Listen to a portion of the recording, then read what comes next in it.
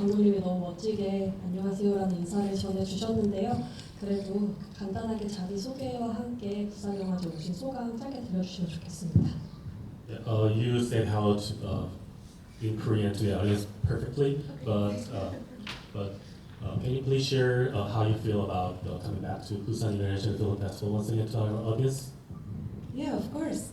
I'm super excited to be here, also because it's kind of payback of the time that I missed this festival in 2021, because my first feature film, Small Body, was selected here, but unfortunately I couldn't join.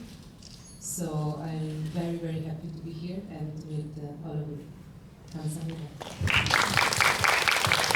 이번에 부산국제영화제에 참여하게 되어서 제가 좀 미뤘던 빚을 좀 갚게 된 느낌인데요. 왜냐하면 2021년에 제 첫 장편 영화 작품이었던 스몰바디라는 작품이 부산국제영화제에 초청이 되었었는데 제가 그때 수작 오지 못했었거든요. 그래서 이렇게 오게 돼서 정말 기쁩니다.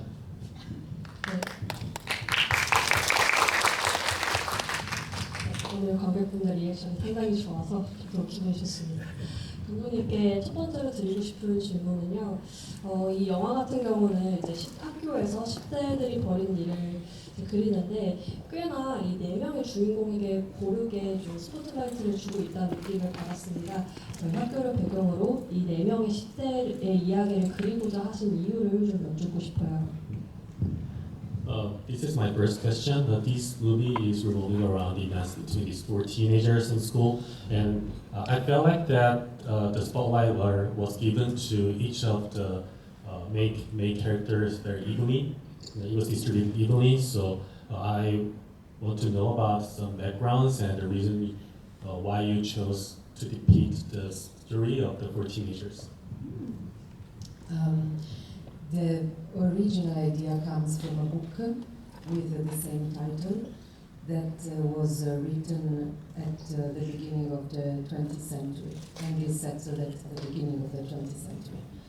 And the main character in the book is the girl.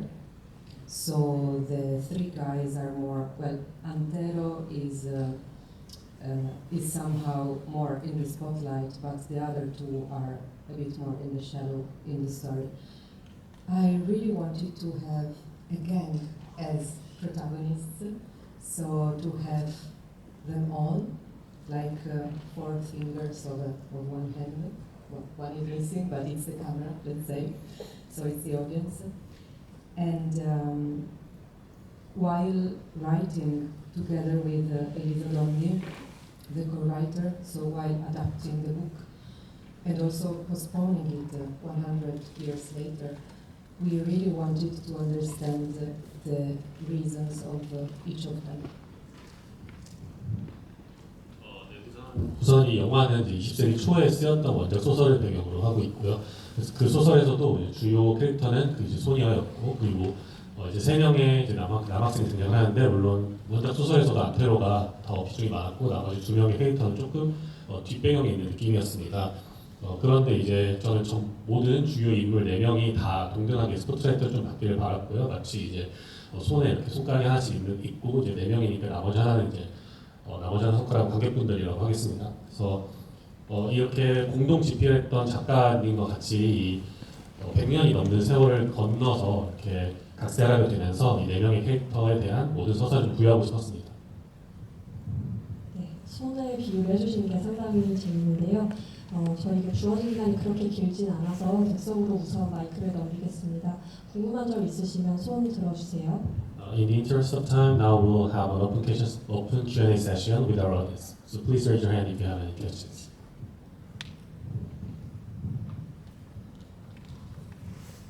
네, 여기 하얀 옷 입으신 분.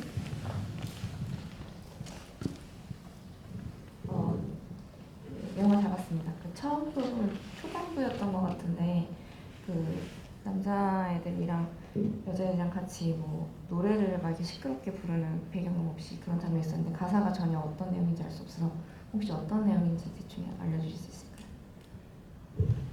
I guess first of all, I really enjoyed the film. I guess it was in the early stage of a film where the boys and girls were chanting a song without any background music, and there were no subtitle for the lyrics. So can you please describe the content of the song? Of course, there are several moments when they do it. So just to understand properly the moment you're talking about, is it when the three guys are singing on the dock, close to the sea, and Fred is looking at them, and she doesn't know the song? Is it that moment? Yes. Okay.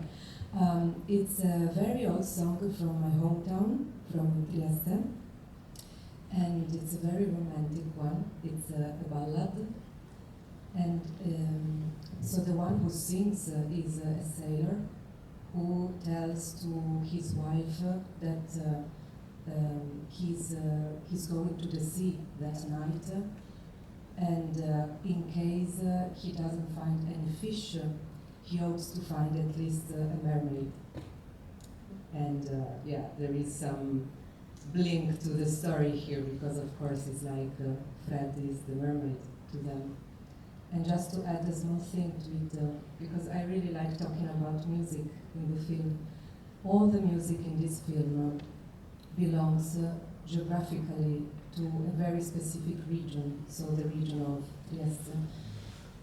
Even though some songs are in English, all the bands come from that part of Italy and from that specific time frame, so 2007/8 or even before. So we didn't, in 2007, Under My Umbrella by Rihanna was out, so we could have chosen that, of course, the price would have changed.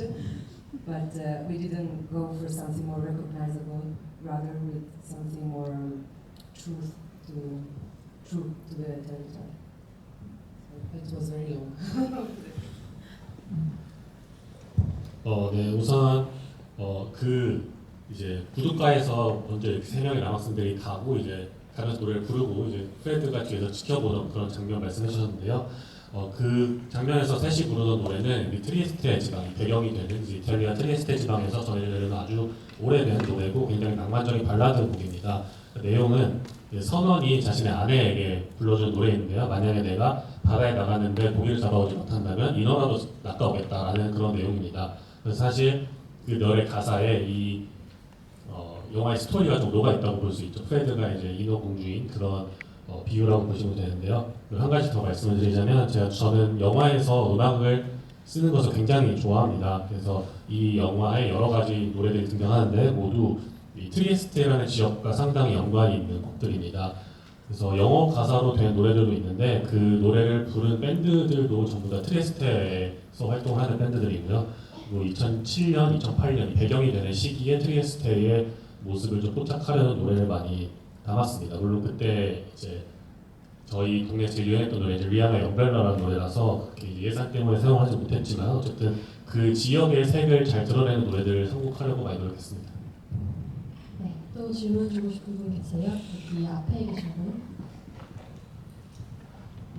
네, 반갑습니다. 일단 저는 제가 인생에 제가 가장 감명 깊게 본 영화가 로베르트 베니 감독의 인생의 아름다움이라는 그 영화가 있는데 이번에 또 다른 이탈리아 영화를 보면서 좀 많이 슬플 때도 이게 좀 밝게 이렇게 분위기를 바꿔올 수 있겠구나라는 그 밝은 희망적인 메시지 같은 것도 좀 보이더라고요.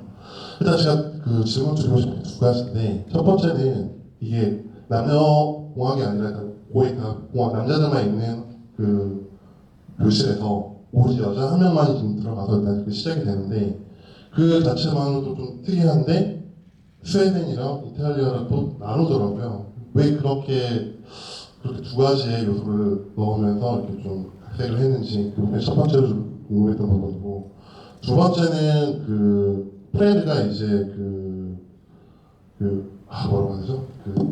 춤을 추고 있는 장면인지 요가를 하는 장면인지 모르겠는데 하면서 이렇게 독백을 하고 있는 장면이 있었는데 어떤 부분을 좀 표현하고 싶었는지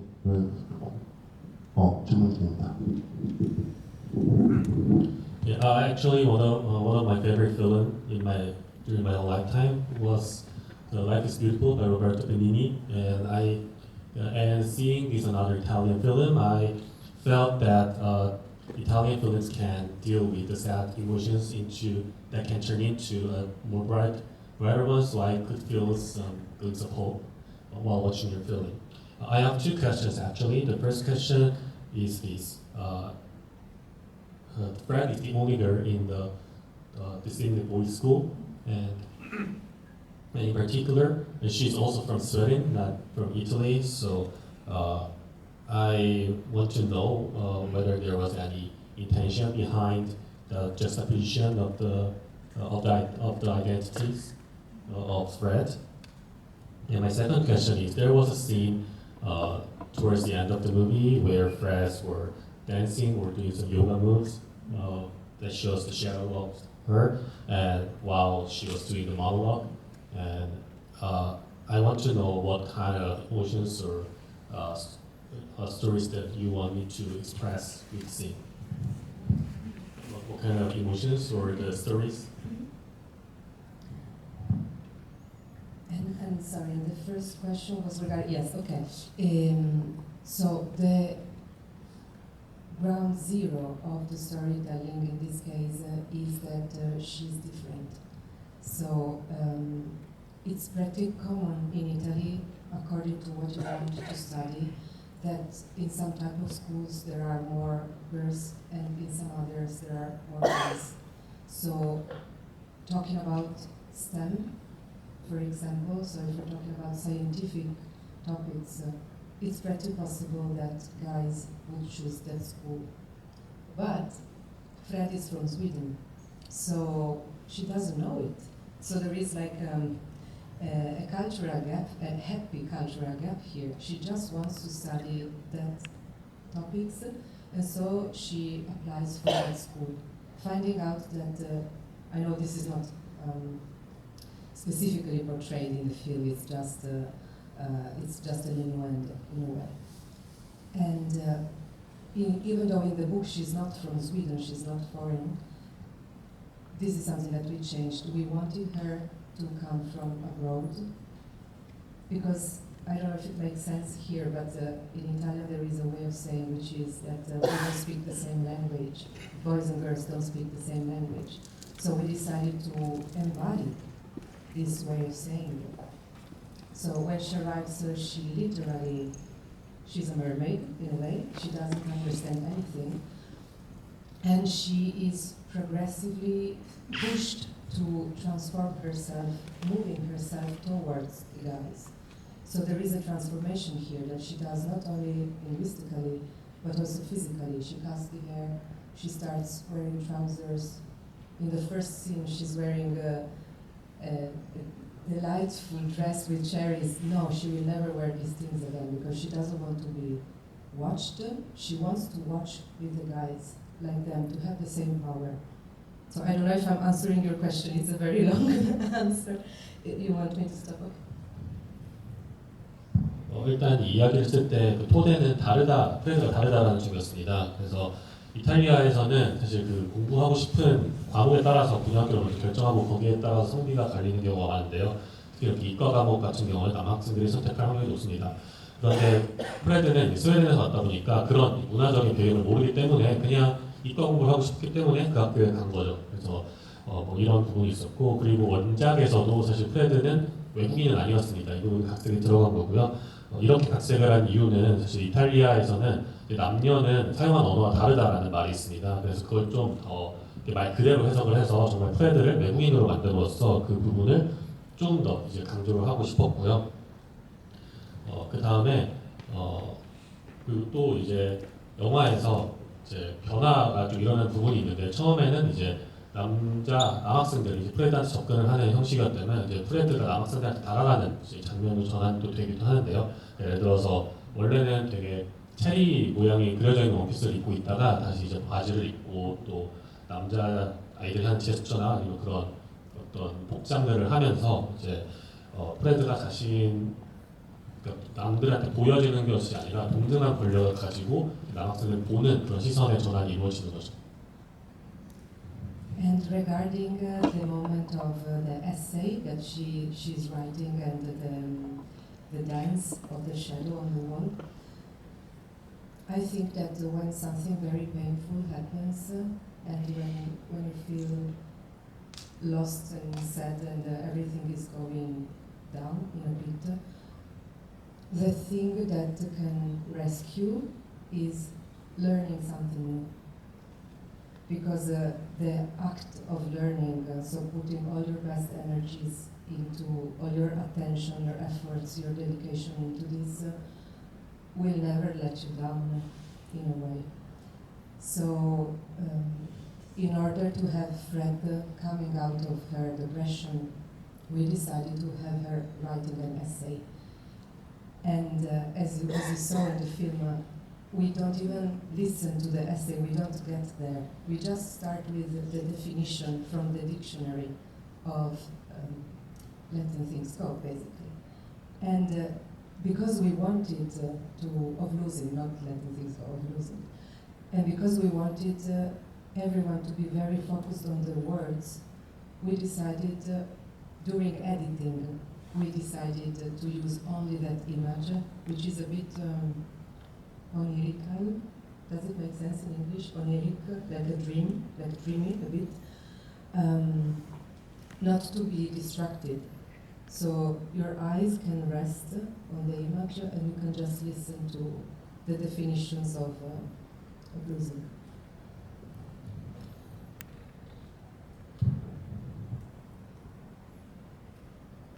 네, 일단 그 에세이를 이제 쓴 것을 낭독을 하면서 춤을 추는 장면이 있죠. 그 장면 말씀해 주셨는데 뭔가 사람이 우울해서 고통을 느낀다거나 뭔가 좀 텅 빈 것 같은 우울감을 느낄 때 제 생각에는 사람을 구해주는 것 그리고 배움이라는 행위라고 생각을 했습니다. 그래서 배움으로써 이제 에너지와 노력을 쏟으면서 사람을 가라앉지 않게 해주는 거죠. 프레드 같은 경우도 우울에서 탈출하기 위해서 그런 에세이를 쓰는 장면을 그래서 선택을 했던 겁니다. 그래서 보시면 이제 그 상실이라는 것에 대한 정의가 이제 에세이의 주된 내용이 되는데요. 사실 저희는 그 내용들을 들으면서 이제 보는 것은 이제 프레드가 춤을 추는 그런 그림자 모양인데 그렇게 함으로써 편집 과정에서 조금 더 몽환적인 느낌을 주고 했습니다. 그래서 여러분들은 이제 영화 속에서 이미지를 보시면서 이제 뒤로는 그 프레드가 상실이라는 것에 대한 정의를 에세이로 쓴 내용을 들으시게 되는 거죠. 네, 감사합니다. 또 질문 주고 싶으신 분? 저기 뒤에 계신 하얀 옷 입으신 분.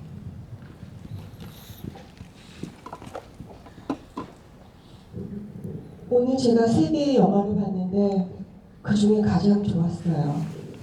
세 개가 다 결이 비슷했는데 뭔가 쉽기도 하고 질문이 없었는데 지금 다른 분들이 질문하시는 것 오히려 대답을 들으면서 생긴 질문인데요. 왜 프레드가 스웨덴에도 좋은 학교가 많은데 그 스웨덴으로 안 가고 피렌체로 학교를 가기로 했는지 그게 어떤 의미가 있는지 궁금해졌어요. I saw 3 movies today, and actually it was my favorite one. Those three have very similar tones, but this film it has simplicity in the storytelling, and I actually did not have questions in the first place, but questions brought up to my mind while listening to other people's questions and their answers. I want to know why Fred decided to go to Firenze to pursue more study instead of the fact that there might be some better schools in her own home country, Sweden. Wow, I don't know how to answer. Because sometimes characters get out of our hands and have their own decisions. So while writing, we started, Elisa and I started fantasizing about how it's a bit a twisted game what I'm describing here, because us as Italian, we were imagining what would a Swedish girl of that age think of Italy in terms of her future.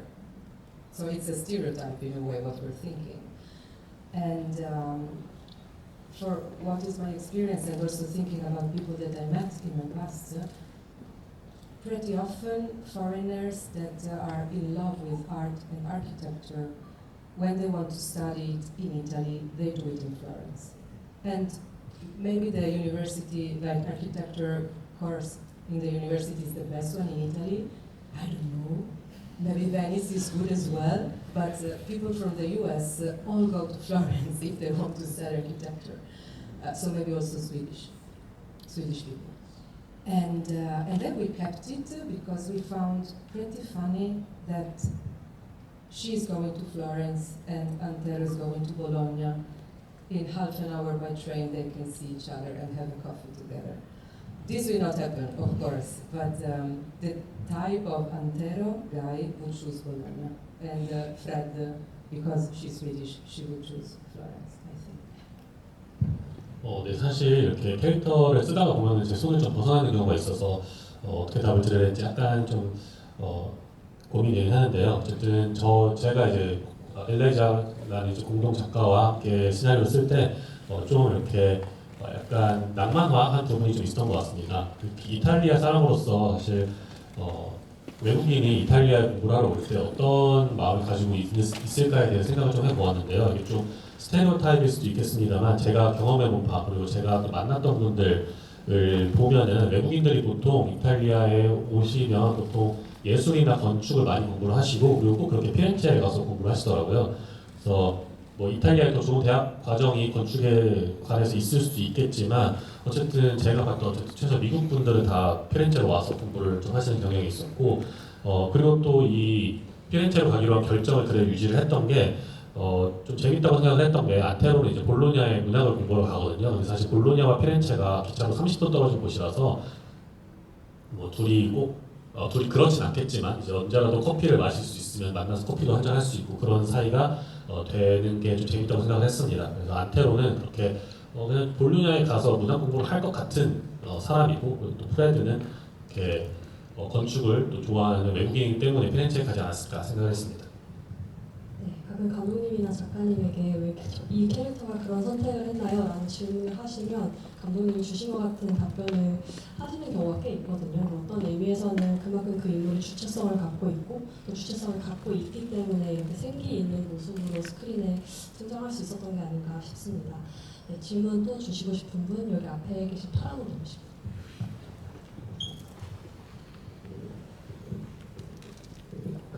저는 영화를 처음 시작하면서부터 화면 비율이라는 면에서 조금 궁금해지기 시작했고 그리고 색감이나 이런 쪽을 느끼면서 약간 레트로한 느낌을 좀 주려고 노력을 하신 거라고 생각을 했는데 중간에 쉥겐 관련해가지고 이제 국경이 좀 오픈이 된다라는 그런 얘기가 나오기 전까지는 사실은 저는 90년대라고 생각을 하고 영화를 보기도 했었거든요. 근데 그걸 보고 나니까 이게 2000년대 후반 정도구나 라고 생각을 했었는데 혹시 화면 구성을 일부러 그렇게 하신 이유가 있으신지 색감이나 이런 아마 뭔가 좀 의도를 가지고 보통 우리가 영화를 많이 보면 뭐 비스타 비전이라든가 시네마스코프 같은 좀 와이드한 화면을 많이 쓰는데 그런 비율을 약간 아날로그 시절에 가까운 그런 비율을 사용하시는 이유가 있는지 궁금합니다.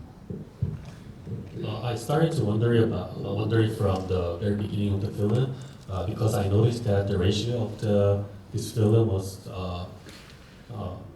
kind of retro, and in addition to the color scheme, I thought the overall feel and look of the film actually gave us a retro feeling while watching the movie.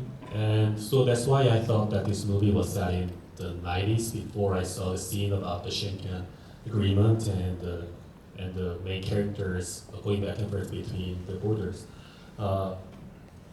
So I wanted to know why was there any tension behind the ratio and color scheme that was used in this film? Because recently many films opt for more wider ratio like Vista Vision and CinemaScope. I want to know whether there was any intention to show the retro feeling in the ratio and the color scheme that seemed more analog. Mm-hmm. Yes, it's a pretty accurate analysis, the one we just did. I hate this type of ratio.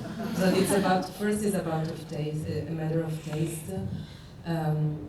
A lot of times when I watch movies that have this image and all the rest is black. I like, why? I want to see more. I want to see more sky. I want to see more sea down there. So I think Inés Tabarén, so the cinematographer, and me myself, we got very much influenced by a photographer, still photographer.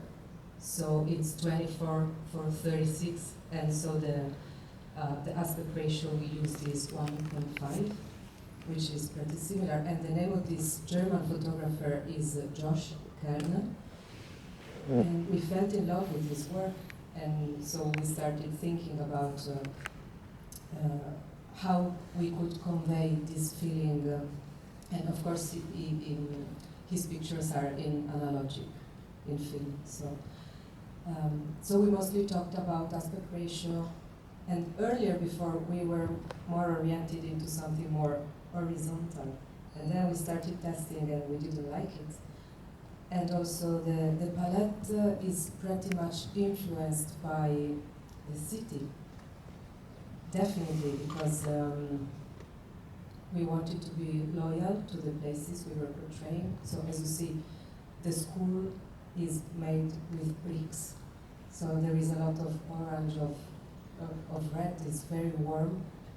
And also we shot in 6 weeks, pretending that it was 1 year. So we had to create 2 looks, so 2 filters, let's say, in order to fake the seasons. And in one case we were using, I guess, K35, so very soft lenses, very warm look.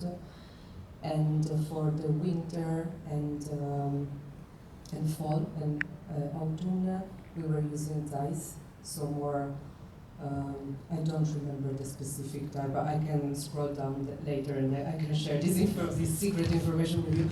But yeah, it was more sharp lenses and removing the orange then. Very technical here. 네, 꽤 정확한 분석이셨던 것 같은데요. 저 개인적으로 일단 그 와이드한 비율을 개인적으로 그냥 좀 별로 안 좋아합니다. 그 취향이 일단 첫 번째고요. 그러니까 너무 이제 와이드하다 보면은 뭔가 저기 뭐 하늘도 더 보고 싶고 한데 너무 검정색이 많은 게 아닌가 하고 좀 영화를 그렇게 생각을 합니다. 그리고 이제 이 영화 촬영 감독님하고 제가 또 독일의 한 사진가에게 굉장히 많이 영감을 받았는데 그분도 항상 이제 1대 1.5대 1 비율로 사진을 찍으십니다. 그래서 우리가 느꼈던 이 느낌을 영화에 어떻게 좀 반영을 해볼까라고 생각을 많이 했었고요. 그리고 이제 더 와이드한 비율로도 테스트를 해봤는데 그렇게 결과물이 마음에 들지 않았습니다. 그리고 컬러 같은 경우는 사실 그 트리에스테라는 도시 배경에 많이 영향을 받았습니다. 저희가 워낙 이 영화에서 지역색을 좀 지키려고 하다 보니까 예를 들어서 학교 같은 경우도 다 벽돌로 이루어져 있어서 좀 이제 레드나 오렌지 톤이 많이 강조가 되고 있고요. 그리고 1년의 배경을 다룬 영화인데 6주 만에 촬영을 하다 보니까 저희가 그 영화에서 러시라고 하는 이제 필터 같은 거를 2가지를 사용을 했습니다. 그래서 그것 중에 하나는 이제 K35라고 해서 그건 조금 더 소프트하고 더 따뜻한 톤을 내주는 그런 러시였고, 나머지 겨울하고 가을 배경을 할 때는 이제 정확히 기억이 안 나지만 칼자이즈사의 이제 럿을 사용을 했어서 조금 더 샤프한 이미지를 내려고 했습니다. 네. 네, 정말 시간이 없어서 정말 간단한 질문 주셔야 돼요. 네, 여기 모자 쓰신 분 정말 짧은.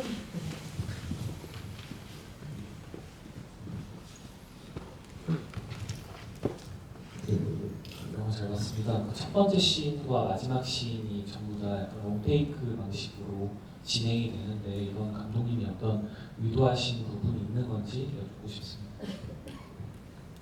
The very first scene and the very last scene of the films were both long take scenes. So was there any intention behind that?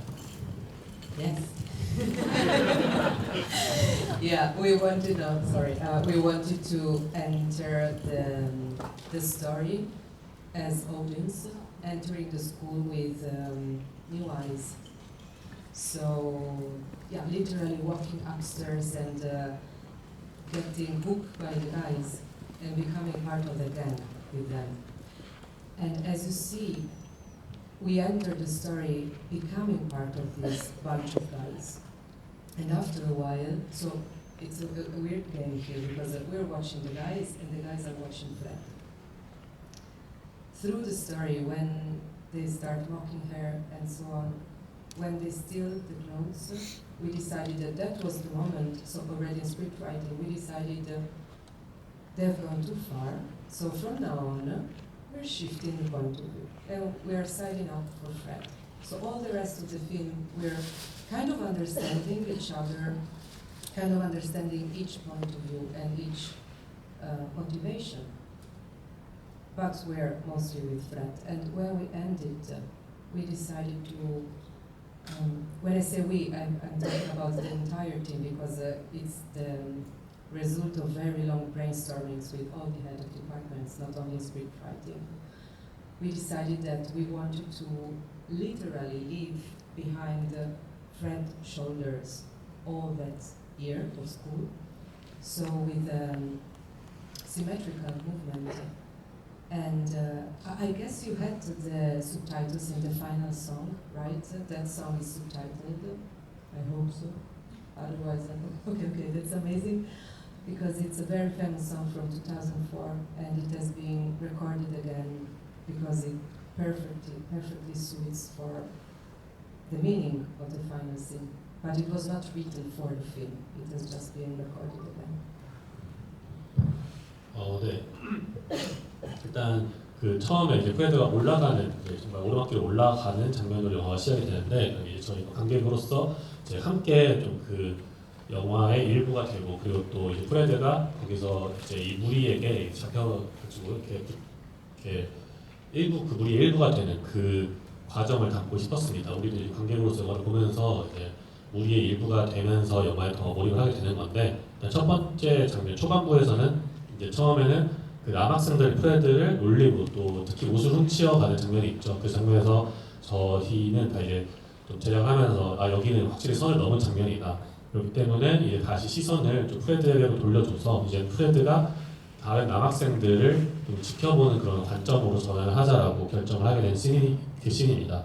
그래서 물론 나머지 캐릭터들의 뭐 시점과 동기에 대해서 다 다뤄지긴 하지만 대부분 프레드의 시선을 따라가는 그런 흐름이 있고요. 그리고 마지막 장면은 이제 저희가 사실 이게 단순히 이 극본 대본을 집필하는 사람들뿐만 아니라 굉장히 많은 팀이 다 브레인스토밍을 해서 영화 이야기가 결정이 지어졌는데요. 그래서 말 그대로 마지막 장면에서는 프레드가 이제 1년 내내 있었던 그 시절 자체를 좀 이제 내려놓고 그 내리막길을 내려가는 장면을 표현했습니다. 그리고 마지막에 삽입된 곡은 자막이 들어가 있었는데요. 그 곡이 굉장히 중요했던 게 2004년에 발표되었던 굉장히 유명한 노래였고 그리고 또 이번 영화를 위해서 재녹음이 되었는데요. 그 노래의 가사가 영화의 내용을 굉장히 압축적으로 표현하고 있기 때문에 굉장히 중요했던 노래였습니다. 네, 30분이 얼마나 짧은지 체감하는 게 이 영화의 지도인 것 같습니다. 감독님 오늘 굉장히 섬세하게 답변해 주셨는데 감상에 도움이 되시길 바라겠고요. 네, 이것으로 오늘 자리는 마무리를 하겠습니다. 남은 부산영화제도 즐겁게 즐겨주세요. 감사합니다.